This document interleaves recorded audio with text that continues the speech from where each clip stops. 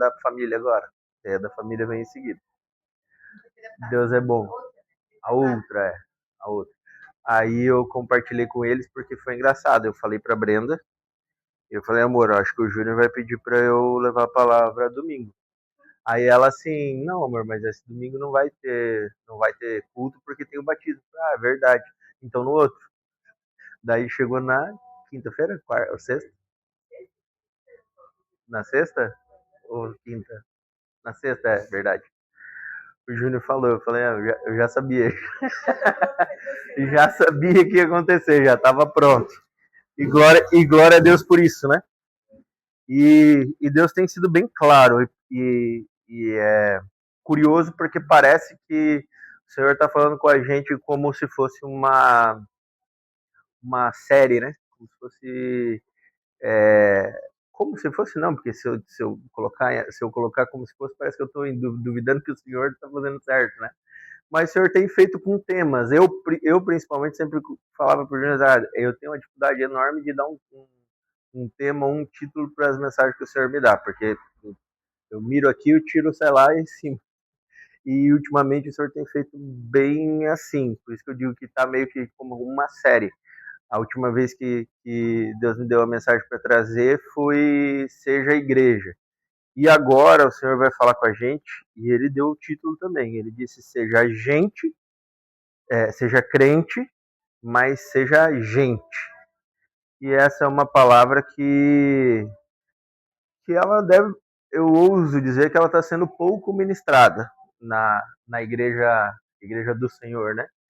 Porque ela é uma palavra que vai confrontar bastante do que a gente vive hoje, que é essa coisa da religiosidade, da indumentária, dos ritos, das formas diferentes de fazer, das atrações diferentes de fazer. E glória a Deus, porque se Deus nos mostra, Deus nos dá um caminho com clareza, é porque o Senhor quer que nós sejamos diferentes, que nós sejamos. Era para ser o igual, né? Era para Deus querer que nós fôssemos iguais, mas a gente vê que Deus tem trabalhado com povos diferentes, trazendo de volta aquela essência objetiva de Evangelho, Espírito Santo e Jesus. É o que a gente precisa como igreja, é o que a noiva do Senhor precisa. Ainda mais nesse tempo que nós já vivemos os últimos dias, né? E a gente sente saudade, sente falta de quem não veio, porque bastante gente teve viagem, teve compromissos, né? E tudo bem a gente sentir falta, a gente sabe que cada um tem seus compromissos, mas nós que estamos aqui temos que ter a consciência de que nós viemos entregar para o Senhor. E Ele é a presença mais importante e Ele está aqui, pode ter certeza. Não sei quanto a vocês, mas eu já recebi bastante falta no louvor aqui já. E glória a Deus por isso. Amém? A palavra está em Salmos 1.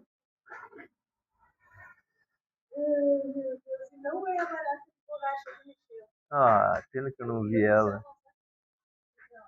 Pena que eu não vi ela.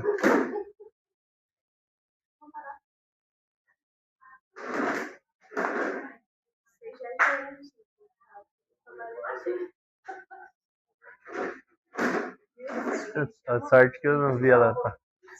Se eu visse ela passando aqui, tá onde?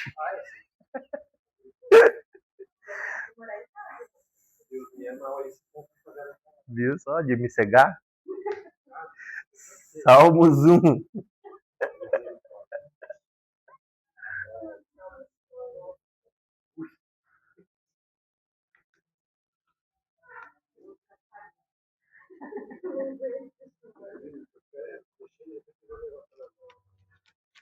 Meu Deus. O que eu não vejo? Queria ver um berreiro aqui que eu ia jogar ali. Só para ver subir nas cadeiras. Glória a Deus.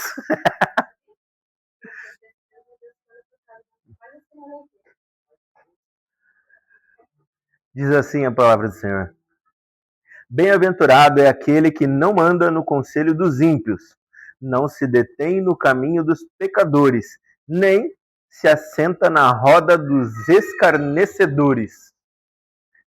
Amém? Vamos até aqui por enquanto, depois a gente continua.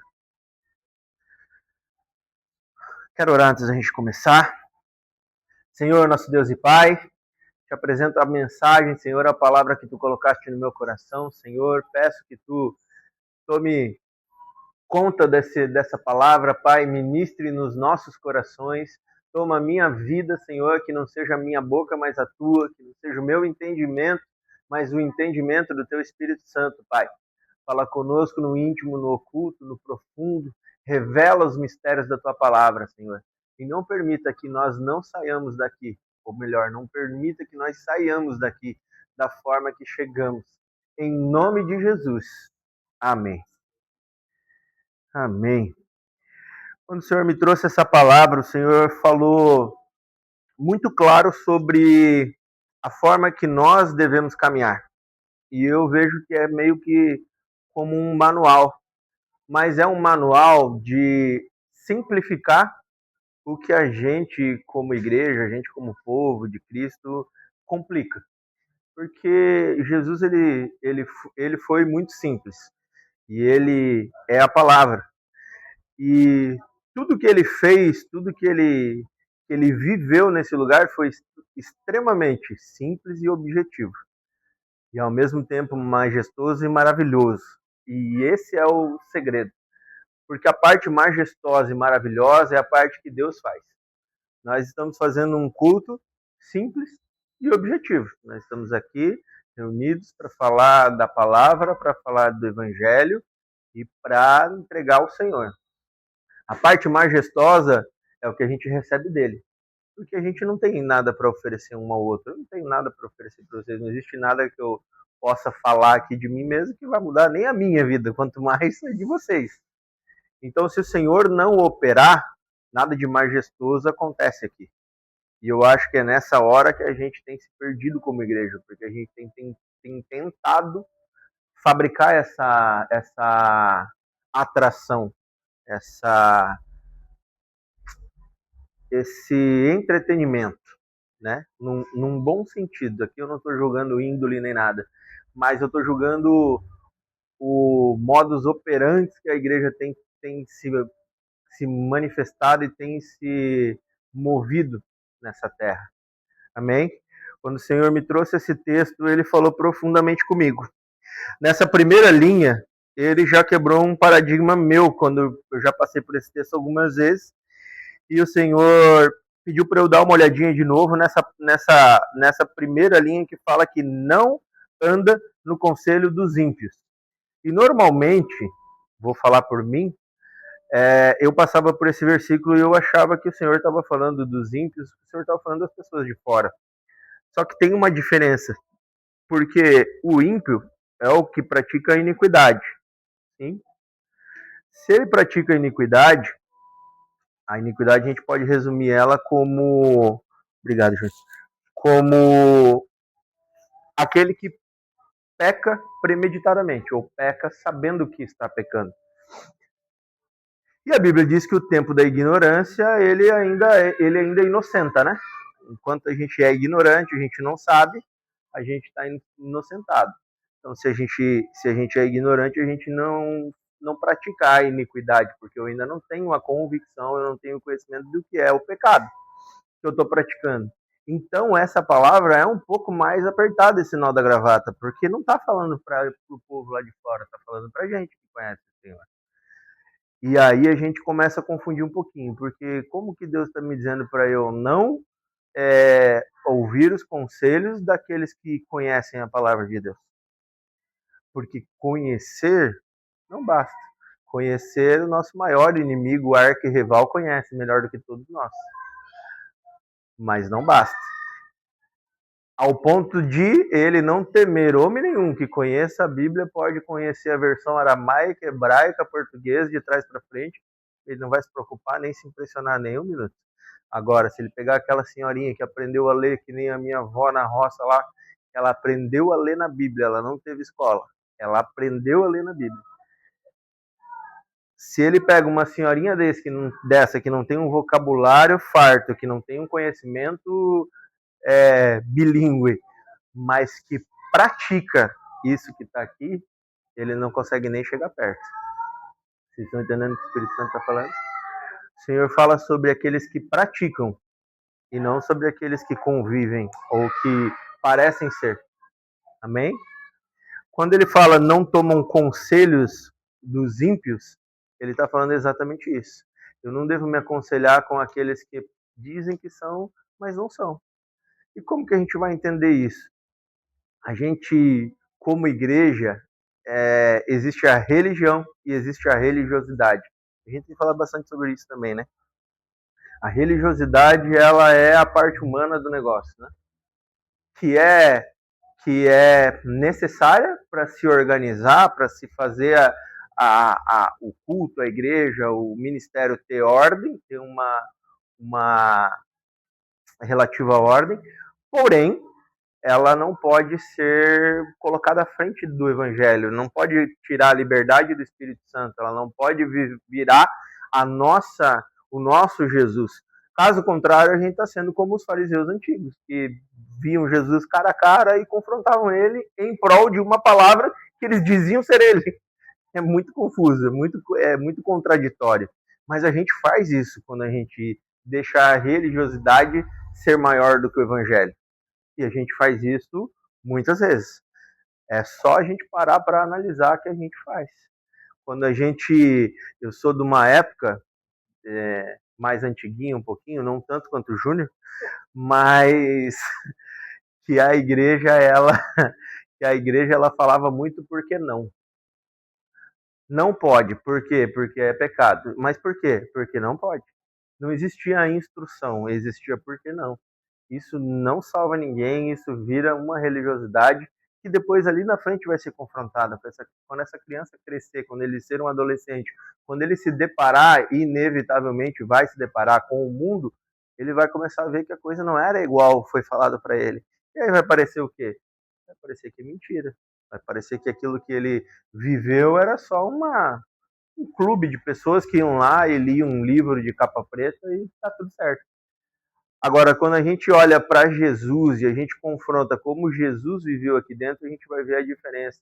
Aqui nesse lugar, aqui nessa terra, nesse plano, a gente vai ver a diferença. A minha época de crente, sou bem velhinho de crente, graças à glória de Deus, eu fui criado na igreja, depois dei uma passeada lá fora, mas Jeová me buscou de arrasto. Existia muito essa coisa do eram menos denominações, né? Era bem menos denominações, e existia bem característico quem era o quê e quem podia fazer isso, quem podia fazer aquilo, quem podia fazer aquele outro. E aqui eu quero começar naquilo que o Senhor me mostrou. Quem pode fazer, quem é santo e quem é profano, até hoje matou muita gente. Porque a gente, como crente, e essa palavra é exatamente para nós, igreja do Senhor, a gente, como crente, a gente não tem o direito de dizer esse pode, esse não pode, aquilo pode, isso não pode, desde que não confronte o Senhor. Mais para frente, ele fala que a gente não deve se assentar à roda dos escarnecedores. E é engraçado porque eu compartilhei com vocês que essa palavra Deus me deu 2 semanas atrás. E na sexta-feira, hoje é domingo? Na sexta? Não, no sábado não, na sexta. Que foi o do Danilo? Sexta, né?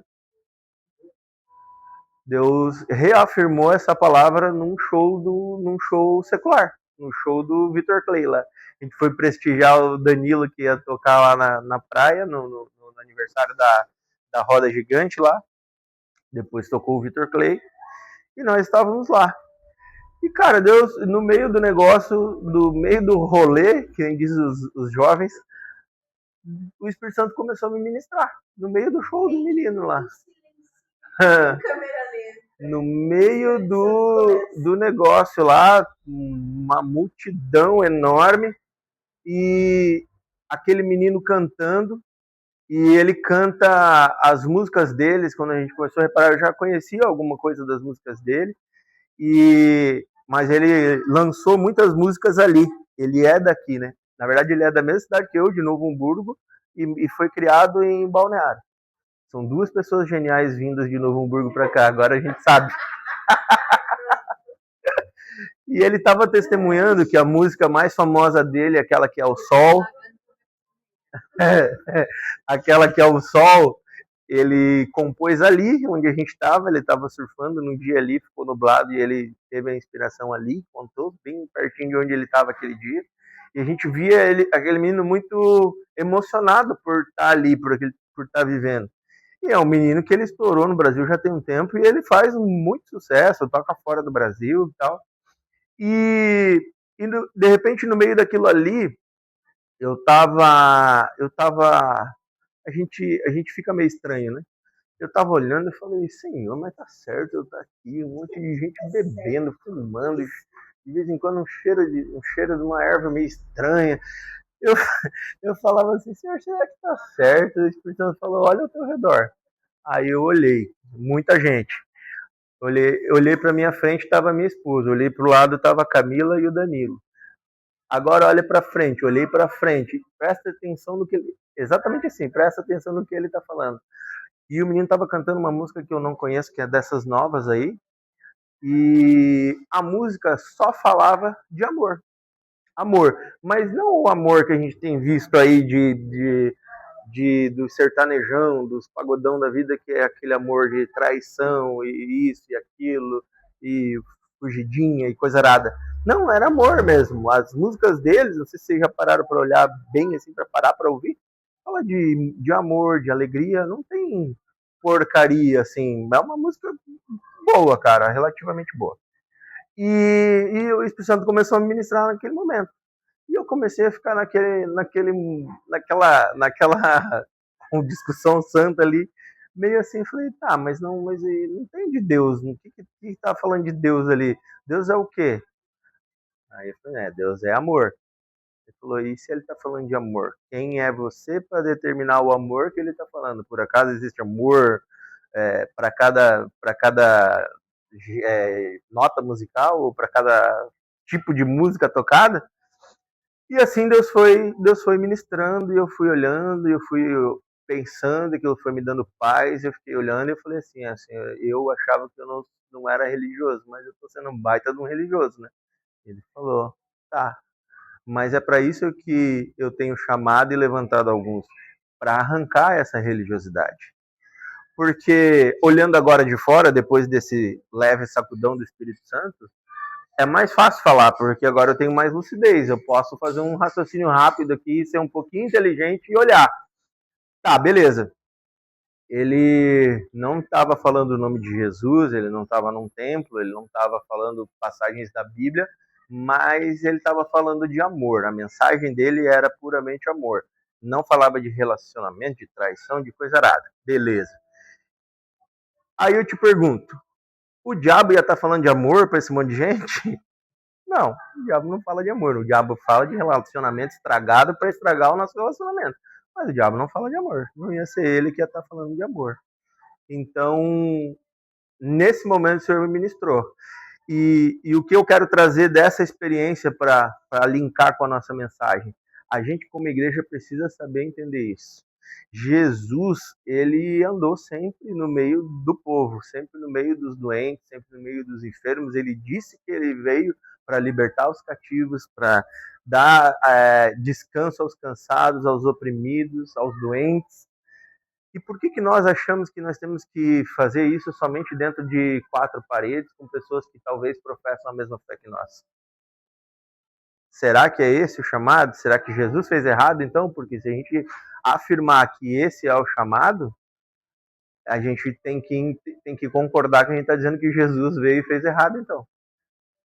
O que muda dessa situação? Escarnecedores, a síntese dessa palavra é aquilo que se opõe, que se rebelia e que odeia tudo que é de Deus.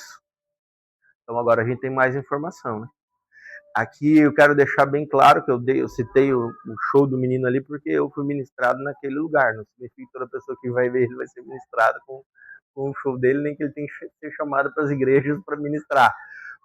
Mas se fosse um outro show, se fosse lá um sertanejão daquele que é fugidinha, não sei do que é bebia até cair, não sei do que, dava para estar lá? Não, porque daí ele é contra, ele se opõe ao que o Senhor diz. O Senhor diz não se embriagueie, o Senhor diz não adulterarás. Essa maturidade é que era para estar sendo ensinada para a igreja. Nós, como homens de Deus, como igreja do Senhor, deveríamos estar ensinando para os nossos pequeninos, para os nossos adolescentes, para os jovens, o que é ser como Cristo. Não como o que é ser como a igreja que eu frequento, as cores que eu defendo ou a indumentária que a minha igreja usa. Vocês estão entendendo? Quando o Senhor falou sobre o que esse menino estava fazendo, depois, quando eu estava meditando, ele levou para Jesus. E aí a gente precisa tomar esse soco junto, porque eu não vou tomar sozinho. Jesus, ele tocou em leproso, sim ou não? Jesus ficou leproso? E o leproso? Curado. Jesus curou lá no templo no sábado, não curou? O que a lei dizia? O que a religião dizia? E o que Jesus disse? Eu não vim para fazer a lei. O que é mais importante, a vida ou a lei? Jesus, nós acabamos de cantar agora há pouco, e essa é a música da oração, inclusive, que Jesus salvou uma adúltera. Né? Jesus adulterou, mas só ele não pegou pedra. Todos os outros pegaram, mas Jesus se importou com ela. Ela, a Bíblia relata que era adúltera. Depois a Bíblia não relata, mas por minha conta eu digo que eu acho muito difícil que essa mulher foi adúltera de novo. Não tem como, depois da experiência que ela viveu. Jesus, lá para a gente finalizar os exemplos, porque poderíamos ficar falando a noite inteira aqui, lá numa cruz, no madeiro, né, amor? A gente... lá numa... Depois lembro de contar pra gente que é uma piada interna aqui. Jesus, lá naquela cruz, ele tomou sobre ele o pecado, né? Da igreja, dos santos, né? Dos que liam bastante a Bíblia, dos que praticavam o evangelho, né? Desse povo, né? Não. De todas as pessoas, de nós quando a gente estava no mundo, de nós quando estávamos perdidos, das pessoas mais desprezíveis desse mundo. Ele tocou. Então, por que nós que ousamos dizer que somos servos dele, ou que levamos o rótulo, o título de noiva dele, ousamos dizer quem pode entrar na minha igreja, quem não pode, quem é digno de eu parar para ouvir a música, quem não é? Vocês estão entendendo, igreja? Quando o Senhor, ele nos mostra isso, a gente se sente bem religioso. Talvez a gente tenha começado essa mensagem pensando assim, não, mas eu sou bem renovado, eu sou descolado, meu pastor anda de bermuda, de boa, o cara que está pregando é barbudo e tatuado, são bem descolados. Nada disso. Olha quanta religiosidade a gente tem aqui embutida, porque é assim que a gente foi ensinado, porque é assim que a gente é. A gente paga um precinho desse tamanho, a gente quer que a outra pessoa pague 3 vezes mais, porque se ela não pagar, não está certo, Deus é injusto. Quem somos nós, igreja? Quem somos nós?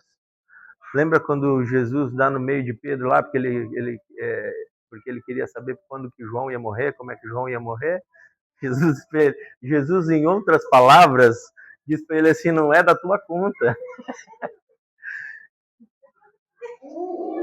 Em outras palavras, cuida da tua vida. Quer que eu tire?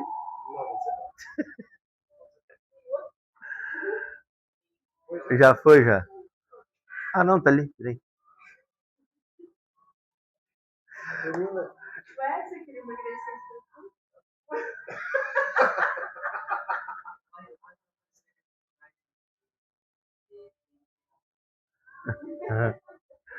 Em outras palavras, Jesus disse para Pedro assim, não é da tua conta, vai cuidar da tua vida. E de vez em quando a gente precisa ouvir isso, nem que seja do Espírito Santo. Não é da tua conta. Se o fulano vive assim, se fulano viveu assim, se a conversão dele foi assim, se os hábitos dele são esse, A gente, como igreja, tem que acolher e ensinar. E parar de querer determinar como vai ser, como vai funcionar, como a pessoa deve caminhar. A gente precisa entender como Cristo andou. Quando Cristo fala com aquela... Oh, Jesus, me fugiu o nome. No poço. A samaritana. Obrigada, mãe. Quando Cristo fala com a samaritana lá, todos os discípulos ficavam olhando para ele. Por que ele está falando com ela? Por que ele está falando com aquela mulher? Ela também foi religiosa contra ele, porque disse, como que tu está falando comigo? Por que tu está falando comigo? Vocês adoram do lado de lá. E Jesus começa a revelar tudo que existia dentro dela e começa a mostrar para ela que, na verdade, ela estava no tempo da ignorância. E eu te pergunto, como que a gente, como igreja, vai alcançar aqueles que estão no tempo da ignorância, se a gente é ignorante com eles? Como que eu vou tocar em alguém que nunca ouviu falar de Cristo, se eu aponto o dedo para ele e digo assim, tu não é do Senhor, tu não pratica, tu não faz, tu não serve para estar aqui? Esse cercado religioso que foi colocado atrás de nós como igreja, ele precisa ser derrubado. Porque esse cercado ele devia ser colocado somente para as coisas do diabo, mas a gente está colocando para as pessoas. E a Bíblia diz que a nossa luta não é contra sangue nem contra carne, mas sim contra as potestades. Significa o quê? Eu não tenho que ter raiva daquele irmão que não conhece Jesus ainda e que está praticando o erro. Eu tenho que estender a mão para ele e orientar. Mas se ele não quiser, bom, se ele não quiser, é outra conversa. Mas eu, como crente, eu, como cristão, eu, como servo de Cristo, tenho que aproximar e falar e mostrar para ele. Essa é a nossa visão. Mas será que a gente faz como igreja? Será que a gente está fazendo isso? Quando o Senhor fala conosco sobre isso, ele está dizendo exatamente isso, pontualmente isso. Estendam as mãos, estejam juntos, misturem-se, conversem, aproximem-se, mas não se contaminem. A palavra diz, não vos acostumeis com esse mundo, mas transformai-vos. Como é que vocês transformam alguma coisa sem estar perto? Me explica. Tem como. Tem como. Ah, mas hoje está muito na moda Hoje eu estou esquecendo as palavras. Os influencers, né? É o da moda. Mas ele está perto, porque a internet aproxima. Essa pessoa pode estar cara a cara com a gente e ele pode estar influenciando. Ele está influenciando, ele está fazendo o que ele tem que fazer. De uma forma ou de outra, ele está influenciando. A pergunta é, como que nós estamos dispostos a influenciar? Como que nós podemos influenciar? E mais que isso, porque daí nós temos um segundo ponto que precisa ser equilibrado. Eu usei os exemplos de Cristo. Cristo tocava nos leprosos. Os leprosos eram curados e ele não pegava lepra. Como que a gente vai caminhar próximo de pessoas e estender a mão e servir aquelas pessoas, servir a Cristo na vida daquelas pessoas, sem se contaminar? Porque nós não devemos nos deixar influenciar. Cristo nunca foi influenciado, ele sempre influenciou. É isso que nós devemos fazer. E para a gente chegar nesse ponto, aí nós temos que ir para a segunda parte do versículo, que é onde o Senhor diz como que deve fazer. A partir do verso 2 diz, eu vou ler de novo para dar o contexto. Não se detém no caminho dos pecadores, nem se assenta na roda dos escarnecedores. Ou seja, esse aqui é inegociável. Não tem conversa, não tem meio termo. É escarnecedor, vai contra Deus, resiste ao que é de Deus e odeia Deus, não tem que estar perto. Mas, ao contrário, o seu prazer está na lei do Senhor e na sua lei medita de dia e de noite. Ele é como árvore plantada junto a uma corrente de águas, que no seu devido tempo dá o seu fruto, e cuja folhagem não murcha, e tudo o que ele faz será bem-sucedido. De que forma, então, eu consigo influenciar sem ser influenciado? Estando em comunhão com o Senhor, em intimidade com o Senhor. meditando nessa palavra de dia e de noite. Ah, Michel, mas eu não tenho essa noção, não sei como é que eu tô ficando perto do meu amigo que é do mundo, que eu não converso há mais tempo, e não sei se eu tô me influenciando ou se eu tô influenciando ele. Desculpa o termo, mas sabe sim, cara pálida. Sabe sim. É só fazer um teste. Tá orando mais ou tá orando menos depois que começou a conversar? Tá lendo mais a Bíblia ou tá lendo menos a Bíblia? As músicas mudaram ou continuam as de Deus? A roupa, mudou alguma coisa na roupa? Maquiagem, o cabelo? Subiu um pouquinho a saia ou desceu ou ficou sem camisa? Tem bastante coisa que o Senhor nos mostra. A gente às vezes tem comodidade por estar na igreja e acaba sendo egoísta e só quer comer a gente mesmo e não compartilhar. E isso é tão prejudicial quanto aquele que está lá fora, porque aí nós nos tornamos obesos espiritualmente e não distribuímos, não compartilhamos daquele chamado que é o único que é para todos, que é o ID. A gente está influenciando ou a gente está sendo influenciado? Michel, mas eu ainda não tenho essa maturidade, eu não tenho esse discernimento. A parte B do versículo, como está na moda falar, é o teu manual para te saber como que tu pode ir. Quer fazer pergunta, Lucas? Pode perguntar. Sobre o quê?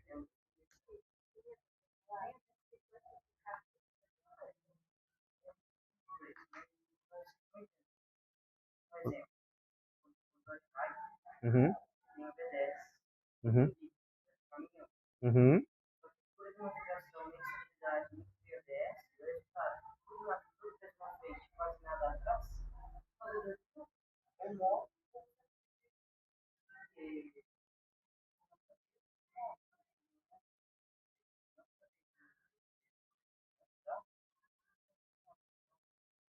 É isso aí, Lucas. É isso aí. Sabe o que eu trago pra gente dessa tua ilustração?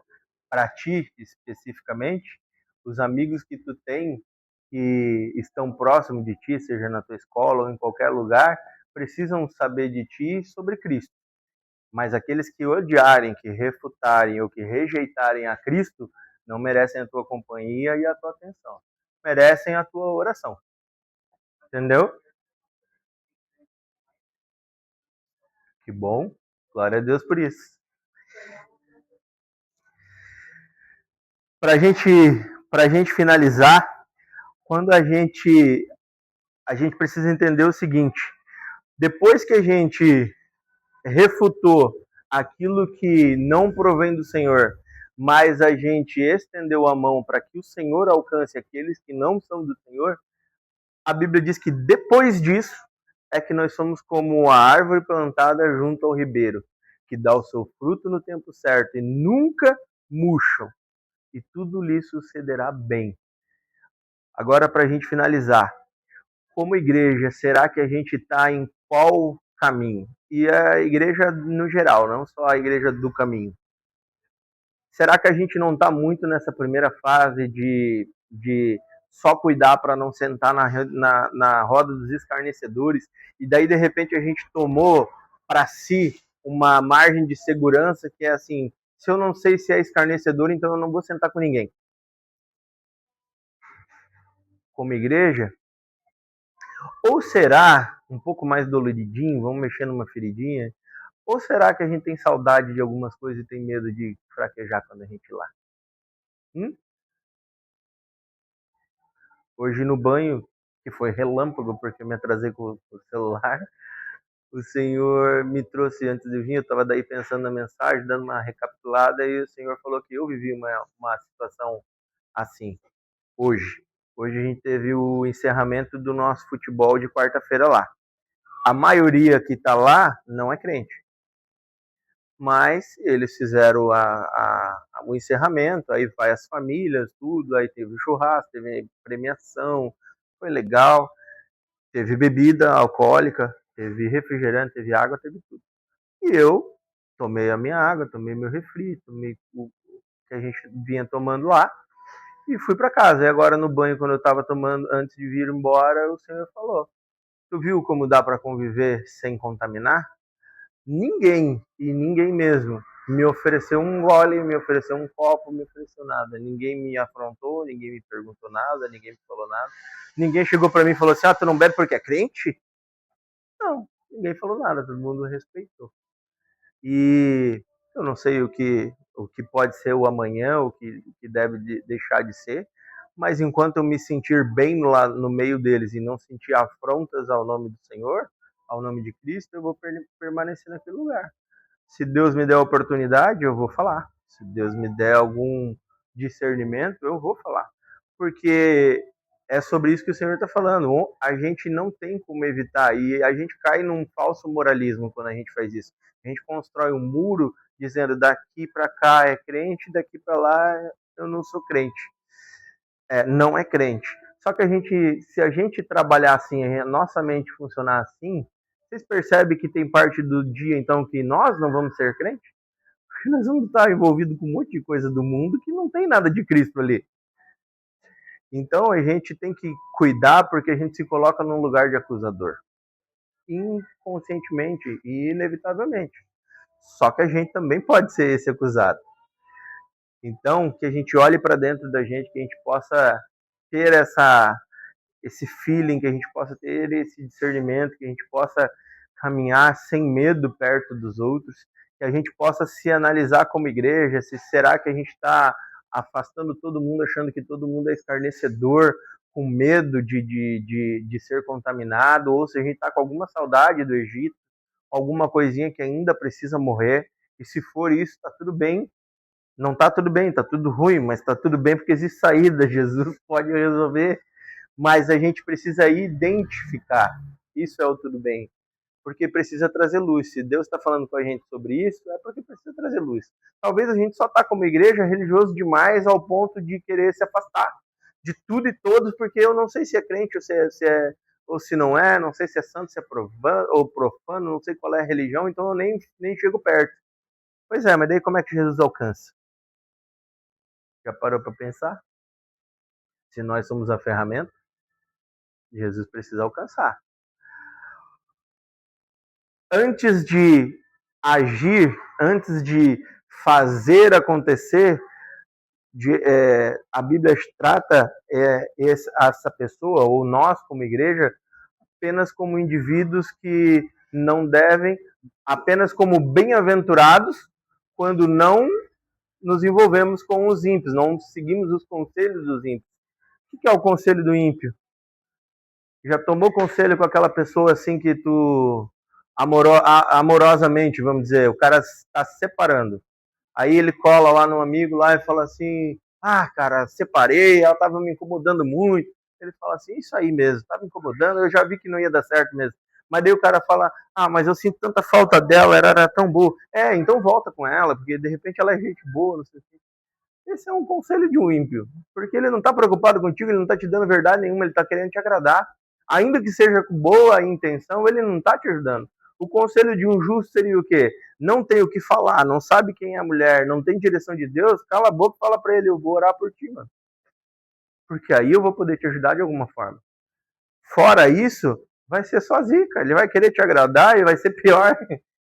E a gente teima em querer o conselho do ímpio às vezes, né? A gente senta e desabafa perto de pessoas que não é para desabafar, que não tem nada de Cristo ali. O que vai vir dali? O que tu espera? Vocês estão entendendo, igreja? Não sei por que voltou lá no primeiro versículo, mas Deus sabe.